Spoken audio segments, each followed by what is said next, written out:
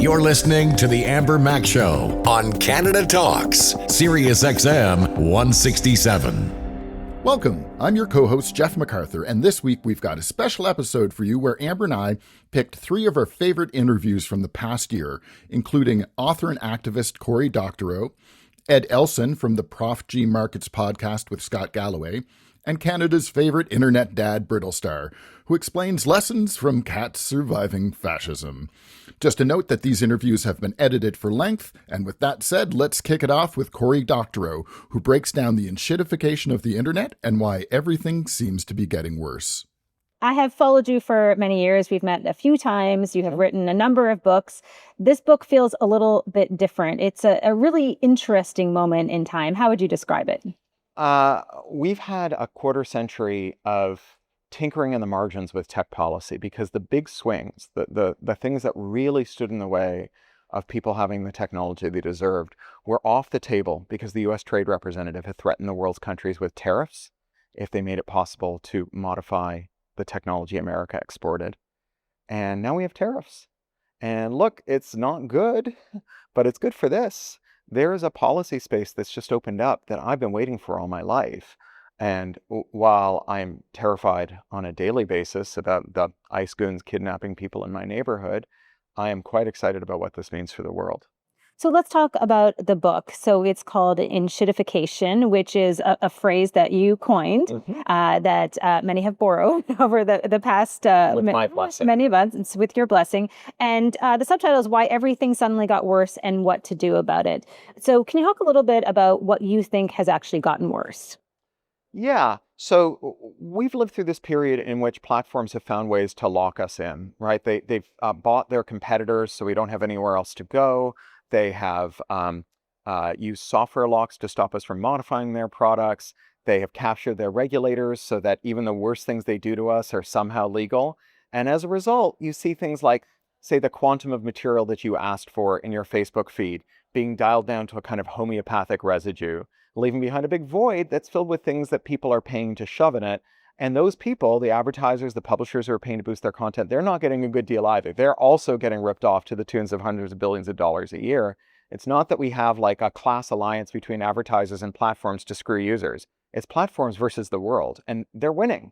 You know, Thatcher used to say there is no alternative. She said it so often, they sometimes called her Tina Thatcher. There is no alternative. And what she meant was stop trying to think of an alternative, right? She wanted to extinguish our imagination. And that's something that tech bosses do. Mark Zuckerberg wants you to think that asking to have a conversation with your friends that he isn't privy to is not just like unreasonable, but irrational. It's like asking for water that isn't wet. You know, Tim Cook wants you to think that having a phone that works reliably is impossible unless you let him take 30 cents out of every dollar you give to a performer or a software publisher or a news organization through an app. And Sundar Pichai, who runs Google, he wants you to think that searching the web is impossible unless he gets to spy on you from asshole to appetite.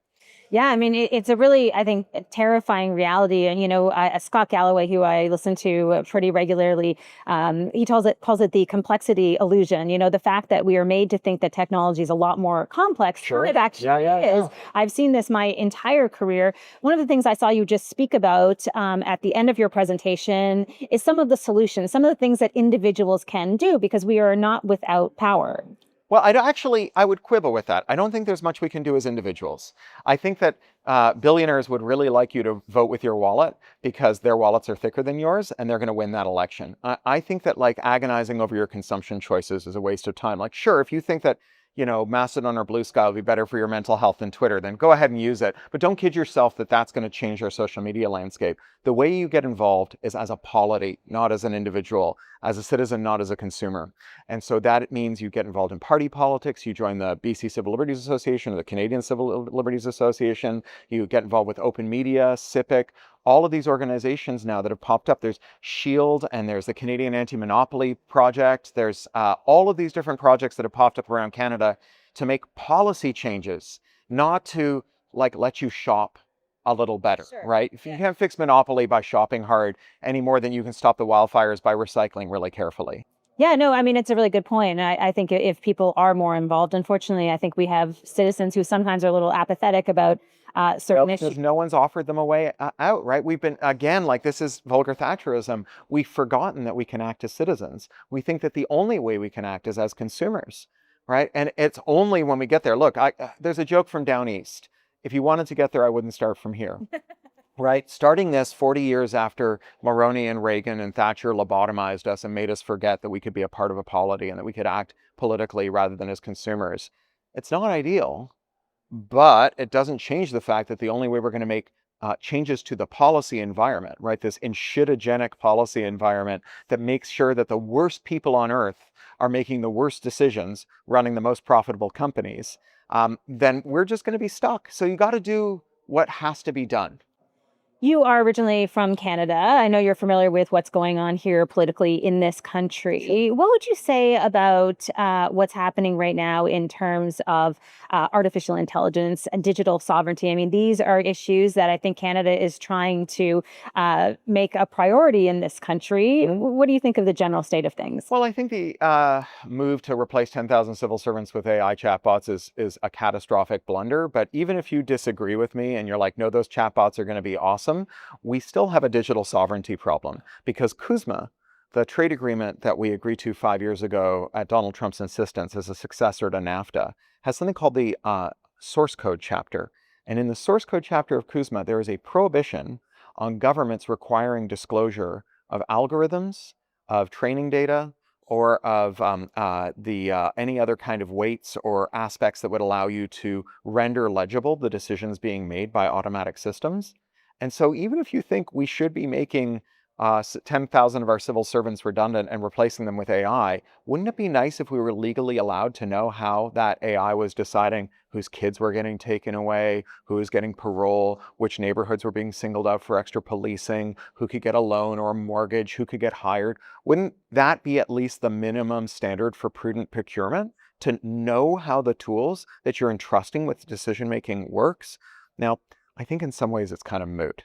You have $700 billion in capital expenditures across the AI sector. By their own grossly inflated account, they are making $60 billion a year. They are depreciating those assets that they bought for $700 billion over a 5-year schedule. But when you look at their own books, those GPUs are burning out in 2 to 3 years, which means they have 2 to 3 years to make $700 billion at $60 billion a year. The math doesn't add up. The only thing worse than firing workers and replacing them with chatbots that can't do their job is then having all those chatbots switched off because the foundation model's operating expenses and capital expenditures cannot be recouped in any reasonable way.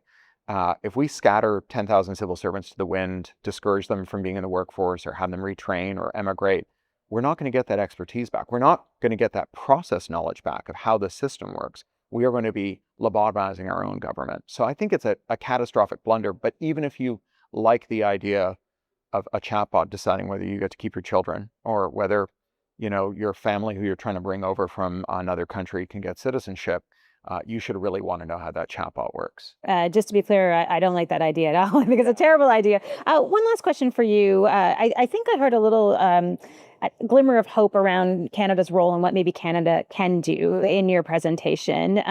We have been kind of a wait and see country. That's something we've seen at this event. People have said we've sort of, assessed the situation and then eventually we act. It takes us a little while, but we usually do the right thing. What do you think about the role that Canada can play in terms of our technology that we have today? When you think back on the history of technology before this moment of American hegemony, which is a pretty recent phenomenon, you had a lot of regional success stories, right?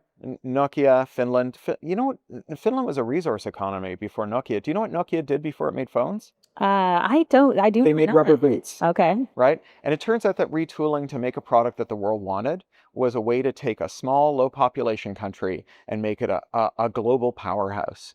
There are a lot of products that are missing in our market right now. If you're a mechanic and you want to fix a car, you have to buy a diagnostic tool to convert the check engine light into something that you can use to fix the car.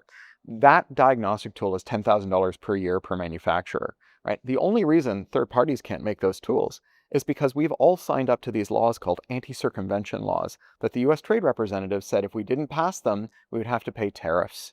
Well, we're paying tariffs, right? If someone says to you, do as I say, or I'll burn your house down, and then they burn your house down, you don't have to keep doing what they say. We could be exporting a tool to every mechanic in the world that fixes every car in the world for $25 a month. We could have the relationship to auto repair that Finland had to mobile phones for a decade, or that Canada had to mobile phones during the Research in Motion BlackBerry decade. Right? We could get that back. We could get that back through third-party app stores. We could get that back through diagnostic and repair tools for tractors and for ventilators and for iPhones. There are so many opportunities going begging, right? These billions of dollars that have been left on the table globally, trillions, that are ours for the taking if we want them. Because we have skilled technologists, we have capital, and Lord knows there's lots of skilled technologists, lots of capital that's leaving America and looking for a safe haven, looking for a better opportunity, a good offer. So a lot of people who'd like to invest in a company whose success factor is not how many Trump coins did you buy. And so this could be us. And if it's not us, someone else is going to do it. So we could either just get the cheap repair tool, or we could have an export market where we sell that cheap repair tool to every mechanic in the world. We can act now. Thanks, Cory and Amber. Coming up after the break, we hear from Ed Elson of the Prof G Markets podcast with Scott Galloway about tech's role in the loneliness epidemic and how it's hurting young people. The Amber Mac Show on Canada Talks, Sirius XM 167. One of our more popular videos on YouTube is a conversation about loneliness with Ed Elson, a writer, analyst, and co-host of the Prof G Markets podcast with Scott Galloway. He spoke with Amber about why Gen Z is lonely, anxious, and poorer than past generations. Here's their conversation. So I wanted to talk to you about Gen Z because it is probably true that Gen Z and technology is something that many of us talk about day to day. I'm in my late 40s. I have a 16-year-old son, and mostly I'm talking about this with people who are the same age or older. So yeah. I wanted to get your perspective. First of all, what is your interest in talking about what's going on with this generation and what you're facing? It's hard not to be interested in it because I just think it's sort of affected my entire generation in all aspects of our lives. I mean, the hot take that I've landed on is that I think you can basically reverse engineer anything that's bad that has happened to society to the fact that we have been growing up glued to our phones, which has led to this epidemic of loneliness. And I think that's where it all started for me. I mean, I just look at the statistics, the depression rates in my generation, the anxiety rates in my generation, the loneliness rates in my generation. And I think a lot of people look at that and they think, oh my gosh, what's happening? What is happening to the young generation? And, the social media companies will say, oh, well, social media was designed to connect us. So we don't really know what's happened here. But I think it's pretty obvious what happened. All of these events spiked in around 2010, 2012, probably to be more specific, which was basically the year the iPhone came out. My generation grew up on it. I grew up on social media. So it's just clear to me that it's all sort of downstream of our technology, which has done a lot of nice things for us, but it's also done a lot of harm. And I think most people are recognizing that now. I would totally agree. Back in 2016, I wrote a book on this topic. And I have to tell you, Ed, that one of my big regrets is that I wrote this book for parents to try to help parents navigate this world of social media. Now, many years later, one thing I think that is very obvious is that it's impossible for individual parents or especially kids to be able to compete with the power, the technology, and the algorithms from some of these big tech companies. So can you talk a little bit about how some of these tech companies are working hard to keep people in your generation and really all of us hooked on social media? Well, the algorithms are designed to keep you glued to the screen. And they're very good at doing that because they have immense amounts of data. And it's all sort of consumer tested millions and billions of times because they're getting all of this data that allows them to do this. And so what do you know? It's really fun and addictive to look at the screen. I think what's kind of interesting is I remember growing up, I loved video games growing up, and then I got into social media, and then I was, on Facebook all the time. And I remember my parents couldn't really understand it. Like they sort of looked at my screen usage and my screen habits, and they were like, what is it with these kids? And how is it that the screens are so addictive for them? It was kind of like they were witnessing some other species or some different animal. But now I hang out with my parents and they're glued to the screen. So I think what we've learned is that it was just a fact that, you know, the young people got into social media and they got into technology first because that's how technology works. But it wasn't that it was specifically designed for young people. It was specifically designed for humans. And now I hang out with my mom and she's scrolling Instagram half the time. So we're all susceptible to this stuff. And I think the question is, how do we make sure that our susceptibility to these algorithms doesn't get in the way of our everyday lives and doesn't make our lives worse? And the trouble is that most people today are not very good at doing that. I mean, we're just not very good at protecting ourselves from the time creep that these screens have done to us. And you just look at the amount of time we actually spend looking at a screen. For my generation, it adds up to 109 days per year looking at the screen. And you do the math, we spend around 106 days asleep, which leaves us with only 150 days to do everything else. We're spending 40% of our waking hours looking at the screen. And obviously you can talk about like what that does to your mental health. It's probably not good for you that you're spending all of this time looking at the screen. But the other side to it that I think people don't recognize enough is people ask all these questions about, why is Gen Z so anxious, or they feel so incapable, or they don't know how to get their lives together. They can't get their act together. And they don't really recognize the fact that we're actually operating with 50% less time to get our act together. We also have 50% less time to practice all these things. I mean, you think about the idea that Gen Z is extremely lonely and socially awkward, and we don't really know how to connect with each other.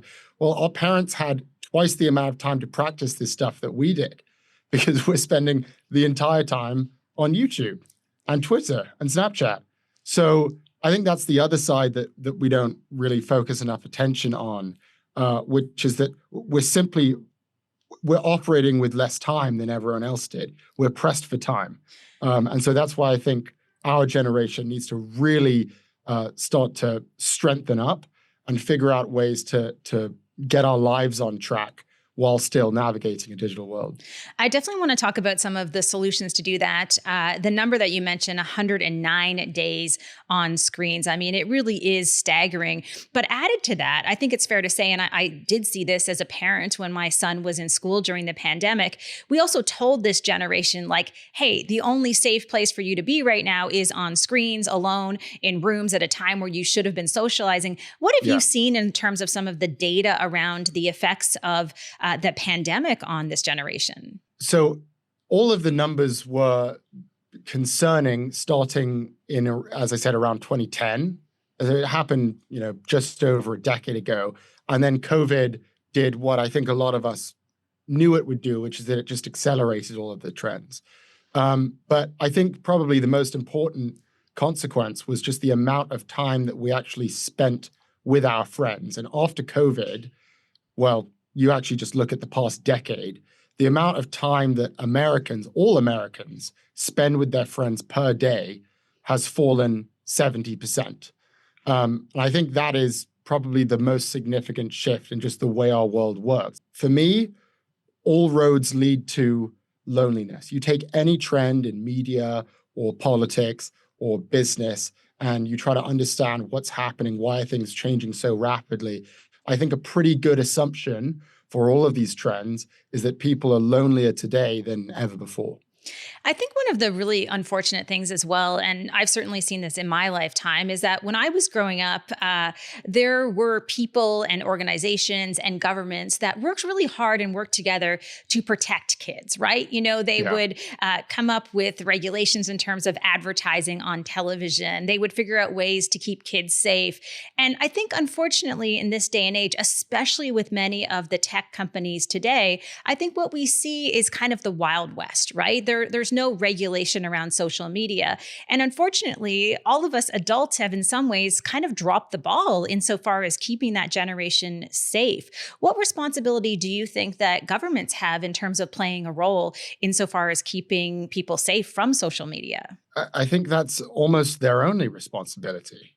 What's happened is the digital world, for some reason, we've written different rules for what happens in the digital world versus the physical world. And I think like the best example you could give is if there were a kid's playground, say, or a middle school playground where you had a bunch of 11, 12, 13, 14-year-old girls playing in the playground, hanging out with each other, taking pictures, doing whatever they do.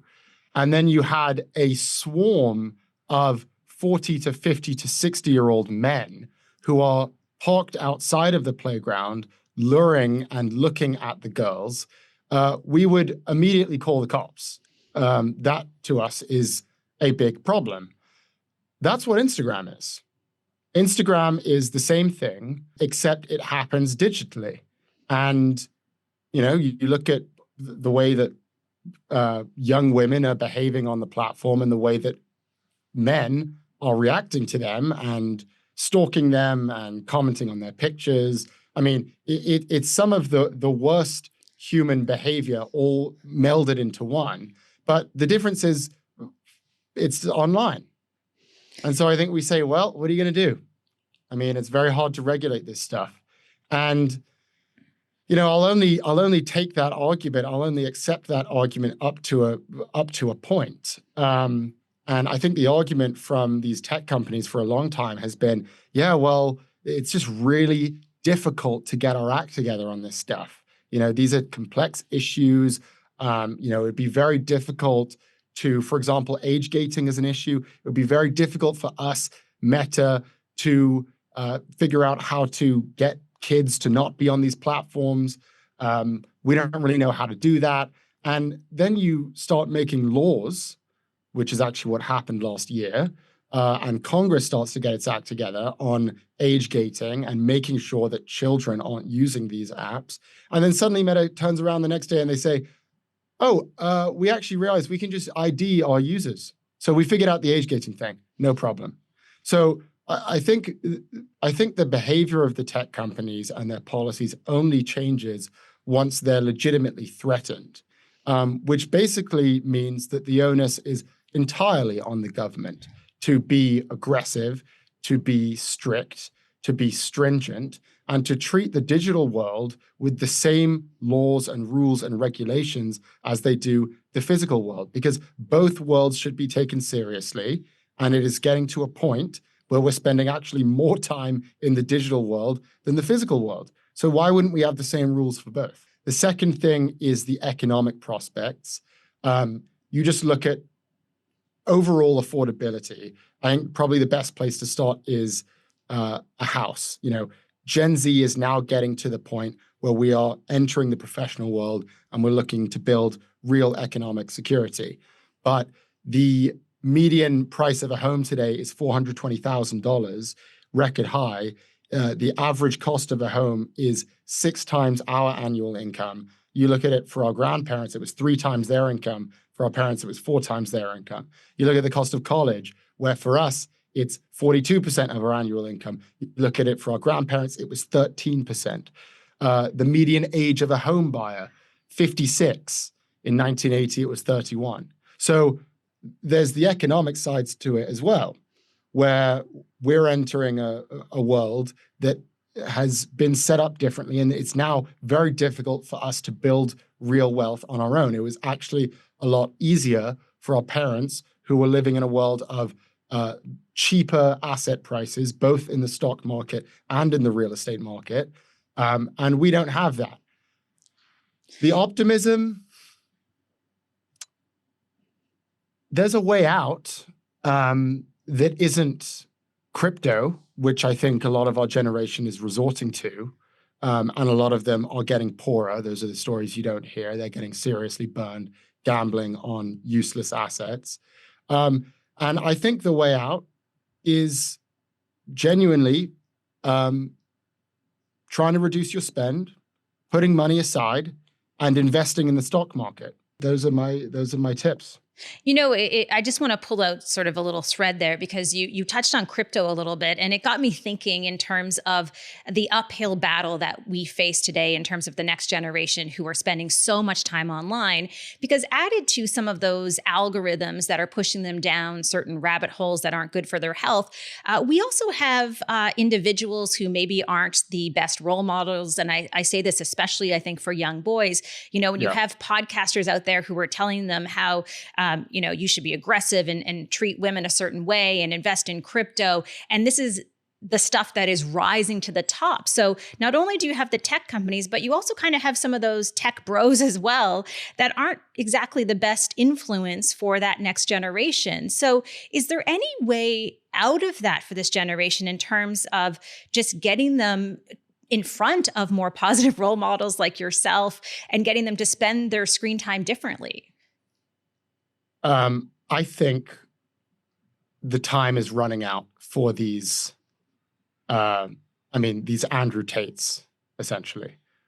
I definitely agree with that. I think we're starting to see some signs out there that people are starting to turn away from some of these individuals who are, continuing to sell false promises and chances at success. And there have been signs even over the past few months. So I think for the last few minutes of our conversation, I think we can kind of end on a more optimistic note in terms of people waking up. It reminds me when you're speaking, I had someone on the show recently. His name is Timothy Caulfield, and he is sort of a misinformation fighter. And one of the things he said to me is that he said, we are in a misinformation and disinformation crisis, but more than anything, it's a knowledge production crisis, because what's happened is those guys have kind of flooded the zone, right? And we've sort of sat back and lapped up all of this content. But now there's an opportunity where people are sort of waking up and saying, hey, I don't want that crap anymore. I want something more, which kind of brings me to what you're building right now in terms of some of the podcasts and what you're focusing on. What do you hear from young people who listen to you? I mean, what effect are you having on them? I think the people that we attract are the people who want to hear an unconventional and contrarian view. And the reality is that in the media landscape today, those are the kinds of views that get clicks and that win. Now, there are many, many figures in media today who have highly contrarian views that are flat out wrong. And those are the people that have been winning and that have attracted many of the people in my generation. And I think what they like when they come to our podcast is they're still getting a nuanced and unique and contrarian view without the bullshit. I'm sorry if I'm not allowed to swear on this. You can swear. It's all good. And I think that's a moment where they wake up and they realize just saying something kind of wild and out there and edgy doesn't make it right or insightful. You actually have to be well-researched. You have to be knowledgeable. You have to do your homework. You can do all of those things and still come up with an interesting and unique view. And I think that's the thing that a lot of people who listen to our podcast like about the podcast, to be honest. I think a lot of them probably went to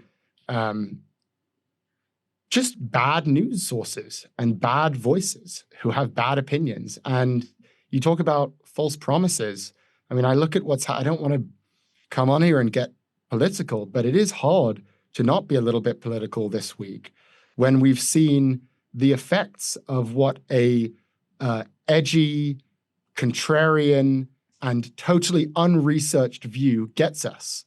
That is exactly what we've seen with the tariffs this week. People liked the idea that it was shaking things up. We're going to turn the world on its head. That's exciting. It's emotionally compelling. I've made this point in the UK, where the same thing happened with Brexit. We love this idea that we can take matters into our own hands and do something crazy because we're the greatest. And what do you know? What happened? Brexit. It was a disaster. The entire country regrets it. I think that's what's about to happen and what is happening. But the world is reacting and going, oh, that was fun. That was exciting. But boy, did we not do our homework, and did none of that make any sense really at all. So we're seeing it in politics. And I think that very similar dynamic is going to play out in the online sphere as well, where we've had a lot of exciting, interesting voices with just plain bad ideas. And it's all of those ideas are going to hit us pretty hard in the stomach in the next year. Never worry about getting political with me on this show, because we are Canadian. And since the president of the US has tried to or suggested annexing our country, it has only united the country in ways that I have certainly never seen. By the way, that's the silver lining for Canada. Your country, finally, you guys get to have a common enemy and really rally behind it. We're still divided. So that's certainly the optimism in your country. Sure, certainly true. And it's happening here. My last question for you, because as someone who speaks a lot to audiences about artificial intelligence and adapting to change, especially business leaders, the one question I always get asked is, what skills should I equip my kids with for the future? And I've heard you on a recent podcast talk about some of those skills that, again, some people might call soft skills, like communication. Can you just leave us with your advice as far as where should parents who are listening spend their time in terms of guiding their kids in a direction that will help them with those skills for the future? Yes. I think 10 years ago, 20 years ago, the advice to all young people was to learn how to code. And I think for many kids that worked, but only if you were graduating into the software engineering market in around 2015 to 2020. Basically, those golden years up until COVID is what I would say. Eventually, too many kids learned how to code, and there weren't enough jobs for them. And now we're actually seeing there's actually a contraction in the engineering market for software engineers. And suddenly, the value of a computer science degree is not what it was worth about 10 years ago. So the first thing I would say is, I think a lot of parents that my kid needs to learn how to code. I don't think that's true anymore, especially with the advent of AI. I think what kids and children and teenagers really need to be good at is interacting with people. And it's definitely a soft skill. It definitely sounds a little bit liberal artsy for me to say it. But that is the value of a liberal arts degree, is your ability to get along with people, to adapt to new environments, and honestly, to make people like you. That is a huge part of being successful in a job and in a career, is being able to walk into an interview and convince the person who is interviewing you, not that you know all of the details and you're the most well-read of anyone in the room, but that you would be an enjoyable person to work with. That's how we hire. We want people who are smart, who are hardworking. Those are the basics, and you need to make sure you have those nailed down. But ultimately, what we want is someone who is enjoyable to work with and who we'd like to get a beer with after work. That's something that has not been emphasized enough for young people. You look at our inability to socialize and to get along with other human beings. Ultimately, being in the market, being in the job market, working at a company, it's all just working with other people. So if you can become really good at that, and I believe the path to doing that is going to college, getting a liberal arts degree, learning about history, philosophy, the sciences, getting a very well-rounded understanding of what humanity actually is, then I think you'll have a better chance of impressing people in an interview, making them like you, and getting along with people. Well, that is great to hear. I'm definitely trying to keep my 16-year-old son on that path. And I would be so honored if he starts to listen to your podcast and follows you. So I will be sending him some links definitely after the show. Thanks, Ed and Amber. Coming up in our final interview, the internet's favorite dad joins us to talk about lessons from cats surviving fascism, which will make a lot more sense when you hear it directly from Brittlestar. You're listening to The Amber Mac Show on Canada Talks, Sirius XM 167. Stuart Reynolds is best known as Brittlestar and the internet's favorite dad. He's an iconic Canadian who has been making us laugh online and off for more than a decade. Amber spoke to Brittlestar about his rise to internet fame and his new book, Lesson from Cats Surviving Fascism. Here's their conversation. Stuart, I was just watching and listening to your trailer on Lessons from Cats for Surviving Fascism. What is this book all about? It started off as an idea I had as a bit of a writing exercise to be like, how can I think of something fun to write about? And also the world's falling apart. So how can I combine those two things? I thought, well, cats are jerks and cats are horrible. And they're probably like they're fluffy little resistance machines. And they don't do what they don't want to do. They can't be told what to do.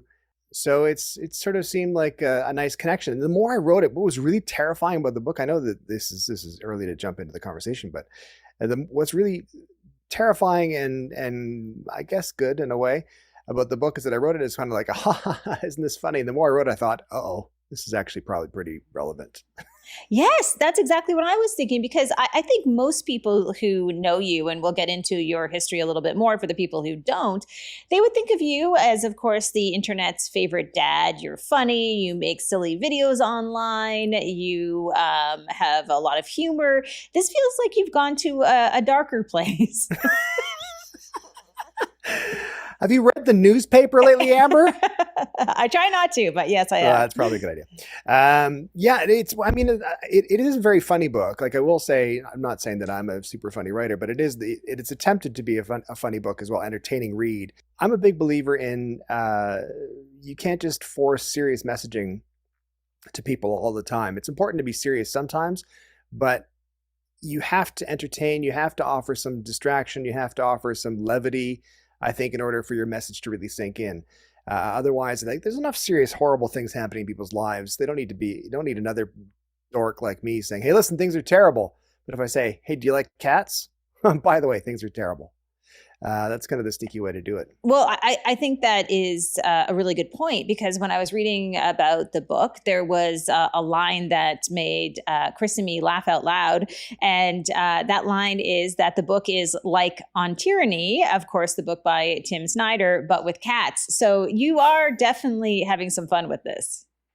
It's it's weird and it's good. What's really funny is that the publisher is very keen to, and that's Grand Central Publishing and Hachette, are keen to make the connection to On Tyranny, and that idea that it comes across as like a silly book initially, but then the more you read it, as I said, the more you realize to yourself, well, maybe there's some actual information here.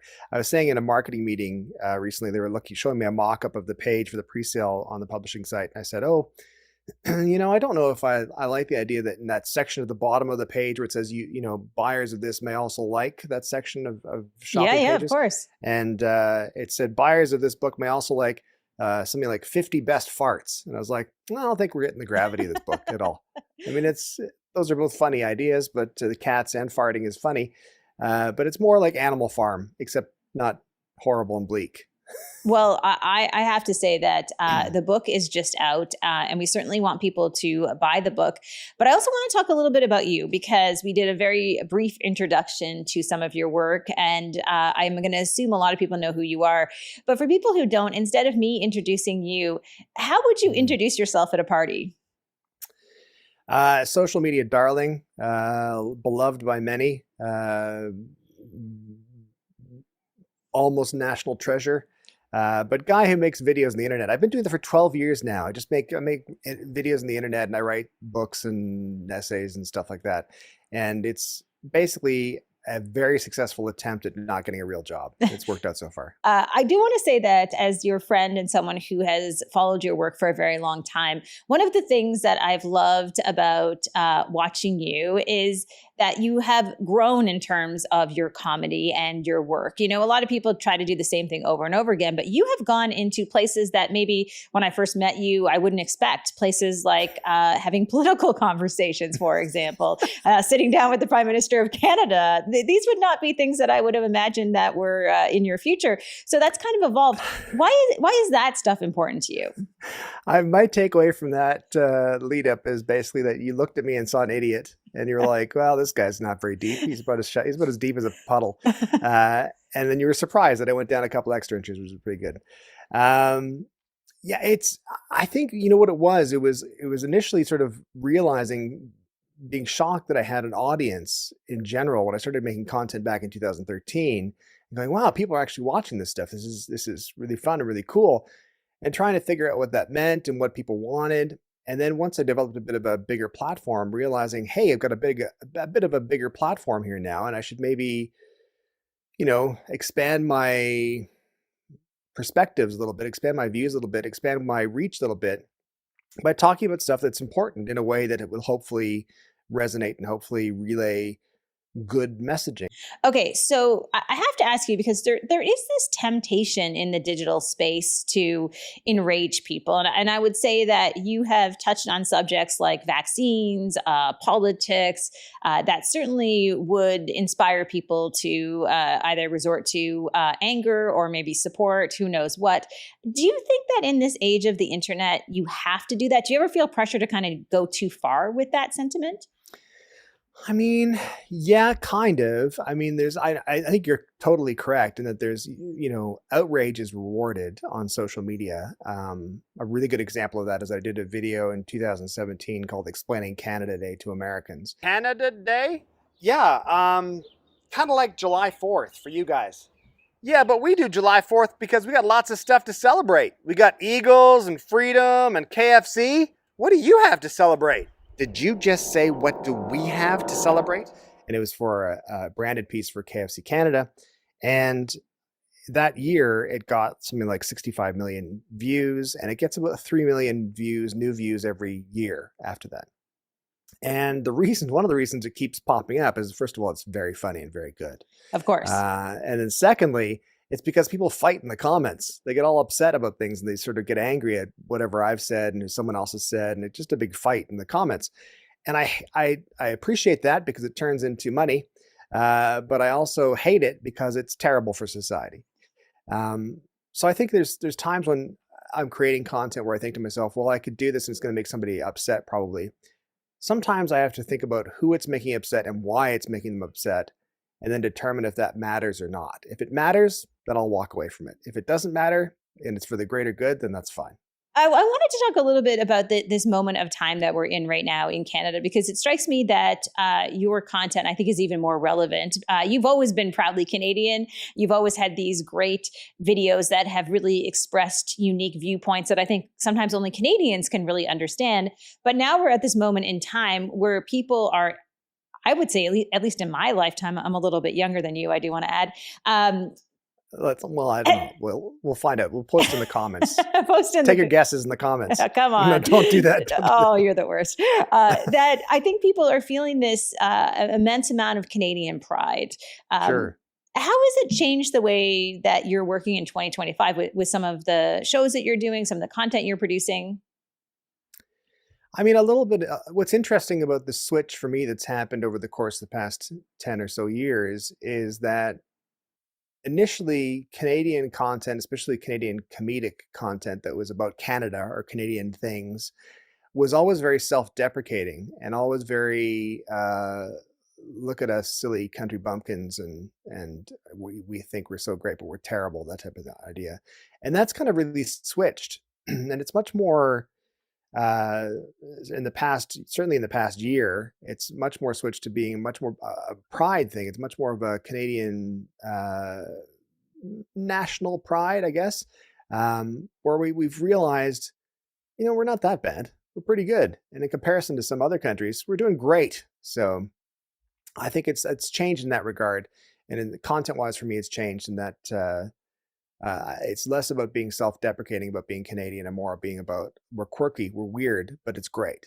Well, I'm not saying that you won't be hired for an O Canada marketing campaign anytime soon, but saying we're not that bad, we're pretty good.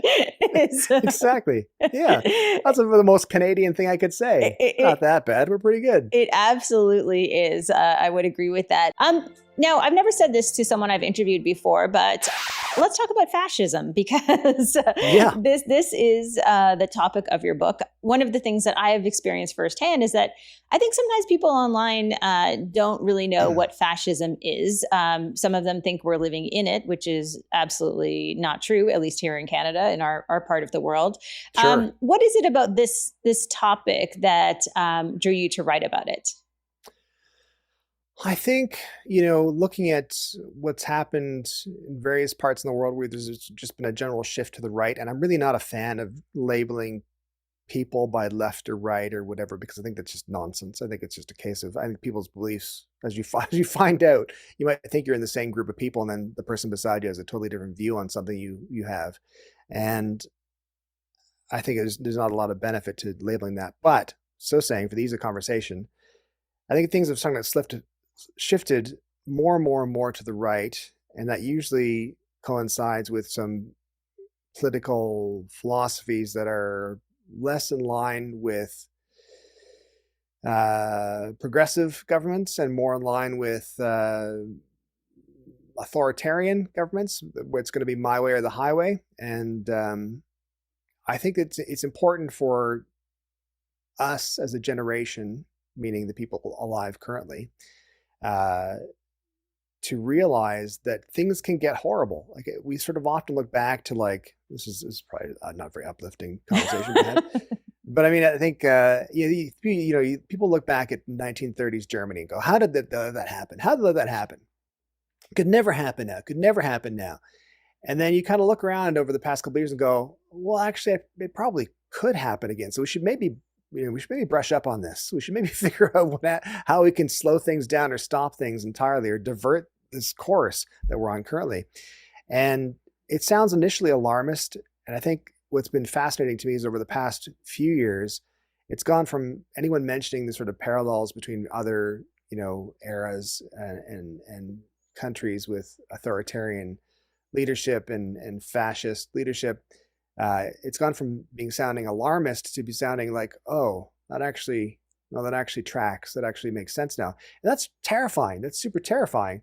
And again, I think we're just a part of a generation of people who have come out of World War II and thinking, well, that's ancient history. That's all done. That'll never happen. It could never happen here. And we've had it pretty cushy, I think, since then.